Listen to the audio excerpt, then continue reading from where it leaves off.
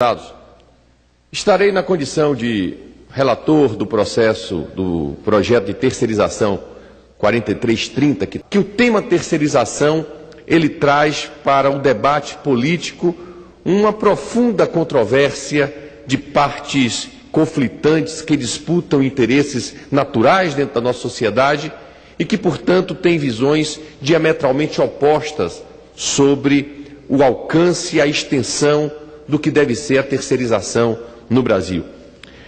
É importante reconhecermos que, durante muito tempo, a terceirização no Brasil, de fato, foi tomada como sinônimo da precarização do trabalho. Muitas vezes, empresas mal intencionadas tentaram utilizar a terceirização como um instrumento para burlar as obrigações trabalhistas. E isso aconteceu largamente. Nos últimos anos, entretanto, temos observado que, com o crescimento e com a capilarização da Justiça do Trabalho, que foi levada para o interior do Brasil de maneira mais eficaz nas últimas décadas, nós temos observado, entretanto, que esse assunto terceirização, ele já é tratado no âmbito da Justiça muito mais como uma ação a ser restringida do que o reconhecimento como um instituto importante para a economia brasileira. A verdade é que, na inexistência de um conceito, de um marco legal produzido por esta Casa para tratar de terceirização, temos visto que o Tribunal Superior do Trabalho avançou e criou a chamada súmula 331, que regulamenta a terceirização. O ponto central dessa súmula 331, ela diz que a terceirização pode acontecer na atividade meio, mas não pode acontecer na atividade fim. É um conceito absolutamente impreciso, senhor presidente, que tem trazido muita insegurança jurídica às relações empresariais e trabalhistas no Brasil. Tratando desse tema, como é a nossa obrigação na Comissão de Constituição e Justiça, e sendo um assunto que até hoje não foi construído por esta Casa de maneira a se formatar um marco legal, nós paramos para observar inicialmente a partir da questão constitucional. E a questão constitucional, senhor presidente, envolve princípios. Os princípios constitucionais que permeiam, que limitam, que tratam objetivamente da terceirização são, em primeiro lugar, a dignidade da pessoa humana, princípio esculpido no artigo 1º da nossa Constituição. A livre iniciativa, que também é um princípio basilar da nossa Constituição.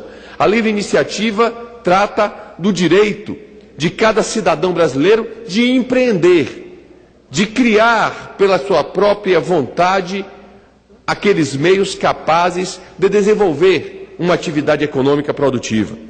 O terceiro princípio que permeia o assunto terceirização diz respeito aos direitos dos trabalhadores.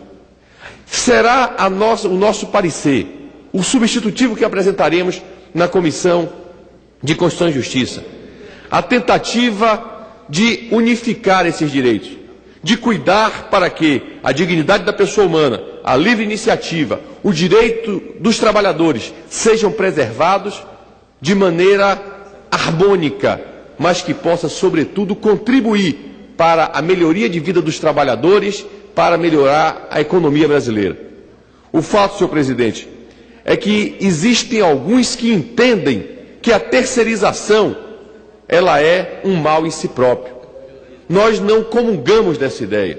Na verdade, o modelo que existe hoje de terceirização no Brasil, sem um marco regulatório, tem feito com que as empresas possam exercer o papel de terceirizadas sem que haja nenhuma exigência para que elas funcionem como tal. Nenhuma exigência. E óbvio que, atuando sem nenhuma exigência legal, a empresa comete abusos. É comum que as pessoas me tragam, em debates que tenho participado no Brasil inteiro, as pessoas me tragam algumas pesquisas, mostrando essas pesquisas que a terceirização, ela representa, no modelo atual, a precarização do trabalho, que a terceirização representa a diminuição do salário do trabalhador, que a terceirização representa um número maior no âmbito dos acidentes de trabalho. E eu, obviamente, que concordo com tudo isso, mas não posso concordar de maneira nenhuma é que a terceirização seja um mal em si mesmo. O que existe é a necessidade de nós, aqui no Congresso Nacional, constituirmos este marco capaz de fortalecer e ampliar as exigências para que uma empresa funcione como terceirizada, porque essa sim é a condição que nós teremos para dar às relações de terceirização um ambiente em que seja preservada toda a legalidade no que diz respeito àquilo que o trabalhador brasileiro tem direito. Esse é o nosso desafio. Nós temos que construir a terceirização que é realizada nos Estados Unidos, na Alemanha, na Inglaterra, no Japão, onde se permite a terceirização. E eu tenho certeza que lá o direito dos trabalhadores são muito mais respeitados do que nesses outros países onde não se permite a terceirização. Não importa, como diz a súmula do TST, que pode se terceirizar na atividade meio, mas não pode se terceirizar na atividade fim. Temos visto, mesmo na atividade meio, muitas empresas terceirizadas fazendo verdadeiros absurdos no que diz respeito à falta de cumprimento das obrigações trabalhistas. Portanto, não é esse traço distintivo entre atividade meio e atividade fim que vai resolver o problema. Nós temos sim que fortalecer as exigências para que a empresa funcione como terceirizada. Em primeiro lugar, ela exige para que a empresa funcione como terceirizada que ela tenha uma condição de especialização. Não mais a distinção de terceirização ou não a partir do meio e fim, mas sim a da especialização.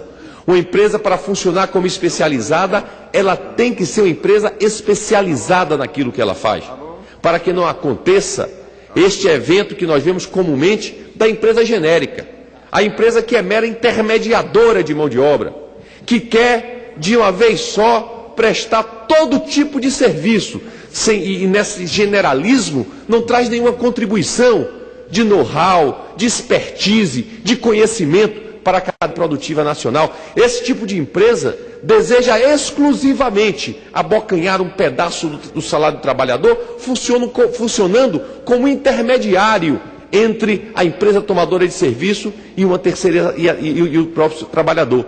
Isso nós temos que coibir, temos que acabar. E a fórmula de fazer isso é através desse conceito de especialização. Mais ainda, esse projeto de lei exige que a empresa, para funcionar como terceirizada, ela dê uma garantia contratual de 8% do valor do seu contrato, para que possamos no futuro justamente impedir que essa empresa desapareça lesando os trabalhadores. Mais do que isso, nesse projeto de lei é criada a responsabilidade subsidiária relativa, porque sempre houve uma discussão muito ampla se a responsabilidade do tomador de serviço em relação à especializada deveria ser solidária ou subsidiária. Quando se diz solidária, o trabalhador pode, logo no primeiro momento, recorrer pela busca dos seus direitos, tanto ao tomador de serviço como à terceirizada. Na subsidiária, ela tem que recorrer primeiro à terceirizada, que é seu patrão direto, e se ela não tiver condições de pagar, aí sim recorre à tomadora de serviço. Na lei, se criou um outro modelo, que é o seguinte: a responsabilidade é subsidiária, mas com uma condição. E a condição é que a tomadora de serviço fiscalize a terceirizada que ela contratou, observando se essa empresa terceirizada está cumprindo as suas obrigações. Se assim ela não o fizer, a empresa tomadora de serviço tem direito de reter pagamentos para que ela efetivamente cumpra essas obrigações com os seus trabalhadores.